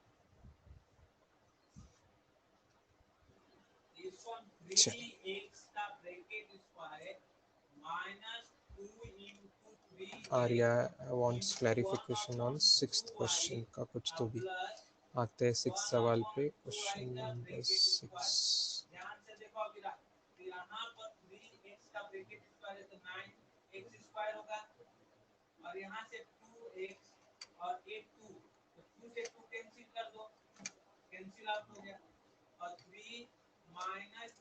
अरे 6th में फोर्स की डायरेक्शन को पॉजिटिव लिया तो, 6th में फोर्स की डायरेक्शन को पॉजिटिव लिया तो, 6th क्वेश्चन में फोर्स की डायरेक्शन को पॉजिटिव नहीं ले सकते आर्या। मतलब आपने फोर्स की डायरेक्शन को अज्यूम नहीं ना कर सकते मन से पॉजिटिव, क्योंकि अगर वैसा होता, यू जस्ट इमेजिन कि अगर फोर्स पॉजिटिव होता, if you go your assumption, हाँ करेक्ट, सुष्मिता ने जवाब दे दिया आर्या के सवाल। अगर फोर्स पॉजिटिव डायरेक्शन में होता मतलब एक्सेलरेशन भी पॉजिटिव होता, और अगर एक्सेलरेशन पॉजिटिव होता तो स्पीड बढ़ जाती थी, जो कि इनिशियल स्पीड 10 थी तो और वो बढ़ती जाती थी, 10 की 11 12 14 15 ऐसी स्पीड बढ़ती जाती थी एक्सेलरेशन के हिसाब से। तो कभी पार्टिकल उल्टे डायरेक्शन में, अपोजिट डायरेक्शन में वेलोसिटी से नहीं आता था, राइट? है ना?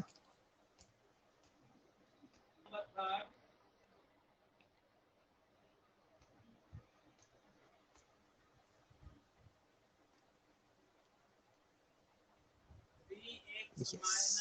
टू बी प्रिसाइज आप उससे ये भी निकाल सकते हो इफ यू वांट कि सर 6 क्वेश्चन का आप मुझे बताइए कि अगर फोर्स पॉजिटिव रहा, I think you have tick first option as the answer.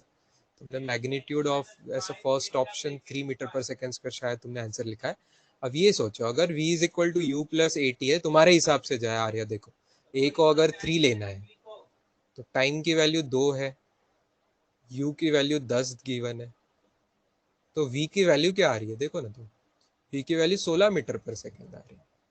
which does not match with the given information, which is contradiction हो गया ये गिवन क्वेश्चन के यू को वी को कॉन्ट्राडिक्ट कर रहे हैं क्योंकि क्वेश्चन में v is given as 2 in opposite direction, तो उसको वो कॉन्ट्राडिक्ट कर रहे हैं।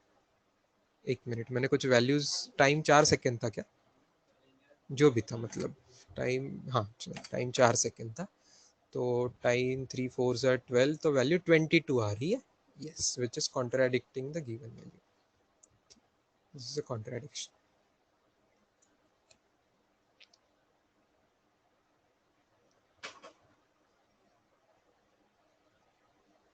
हाँ वैसा ले सकते हैं, वैसा ले सकते हैं, लेकिन समझ गया आ रहा, अब तुमने बहुत ज्यादा सेंसिबल बात की है उससे, तो बाय डिफॉल्ट आ रही है, अगर क्वेश्चन में 2 डायरेक्शंस की बात करी है तो पहले जो बोला है उसको पॉजिटिव लेंगे और बाद में जो बोला है उसको नेगेटिव लेंगे, ठीक है। तुमने पहले वाले को नेगेटिव और दूसरे वाले को पॉजिटिव अगर एज्यूम किया तो फर्स्ट ऑप्शन आंसर आता था, मैं मानता हूँ, लेकिन बाय डिफॉल्ट अगर कुछ नहीं दिया होगा तो पहले जिसकी बात की है उसको पॉजिटिव लेना है, okay.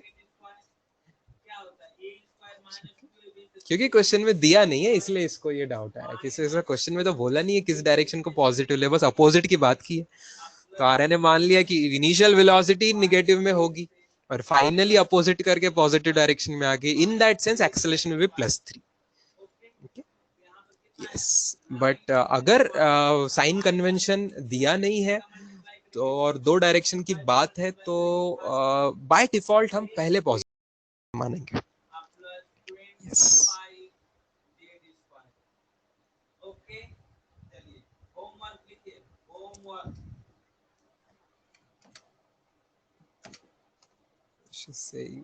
Acceleration produce by force लिया था मैंने,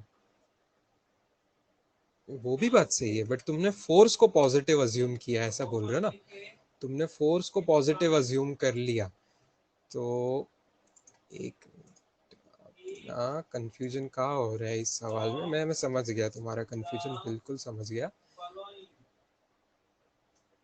देखो, constant force for 4 second action, जब वर्ड कांस्टेंट यूज किया दैट डजंट मीन कि पॉजिटिव है, ओके। फोर्स पॉजिटिव भी हो सकता है, नेगेटिव भी हो सकता है, ठीक है। तो फोर्स के डायरेक्शन के बारे में कोई मेंशन नहीं है, मेंशन किसके डायरेक्शन के बारे में, डायरेक्शन वर्ड क्वेश्चन में यूज ही कहा किया है उन्होंने, वेलोसिटी के लिए यूज किया है, वेलोसिटी के लिए यूज किया है। तो मैं आपको बता रहा हूँ कि जब भी क्वेश्चन में डायरेक्शन की बात करी जाती है तो वेलोसिटी की बात 2 बार हुई है, एक है इनिशियल वेलोसिटी की बात और एक है फाइनल वेलोसिटी की बात, और वेलोसिटी फाइनली अपोजिट डायरेक्शन में हो गई है। तो मैं आपको बता रहा हूँ कि आज से आप ध्यान रखना है कि कोई भी एग्जाम में या कोई भी क्वेश्चन में कभी अगर 2 चीजों की डायरेक्शन की बात की, एक डायरेक्शन की बात जिसकी की है वेलोसिटी, अगर वो 2 बार आ रहा है और उन्होंने बोला नहीं है किसको पॉजिटिव और किसको नेगेटिव लेना है, तो जिसका पहले मेंशन आएगा उसको हम पॉजिटिव डायरेक्शन ले लेंगे और अपोजिट होने के बाद जो आएगा उसको नेगेटिव। आर्या ने क्या किया हुआ है इस बार, वो भी मैं मतलब it is not wrong, I would say it is like अच्छा सोच समझ, क्या मतलब हाथ में होता तो मैं सिर्फ आर्या को ए ऑप्शन का करेक्ट आंसर भी देता था, अभी चेकिंग हो चुका होगा, बट उसका कंसर्न एकदम है कि क्योंकि कहीं किसी के डायरेक्शन की बात नहीं की है तो उसने पॉजिटिव मान लिया है, उसने कांस्टेंट फोर्स को पॉजिटिव माना, अगर फोर्स को पॉजिटिव, एक्सेलरेशन पॉजिटिव होना चाहिए वगैरह वगैरह, और एक्सेलरेशन पॉजिटिव होगा तो फिर को निगेटिव लेना पड़ेगा, वी को पॉजिटिव लेना पड़ेगा और फिर ए ऑप्शन आंसर। इसके अलावा किसी और कंसर्न का वी आर ओवर टाइम, तो कल बात कर लेंगे बेटा, will continue this tomorrow, okay. कल इंजीनियरिंग का पेपर भी आप सॉल्व करके आइए, चलो see you tomorrow, bye students, join your other lecture.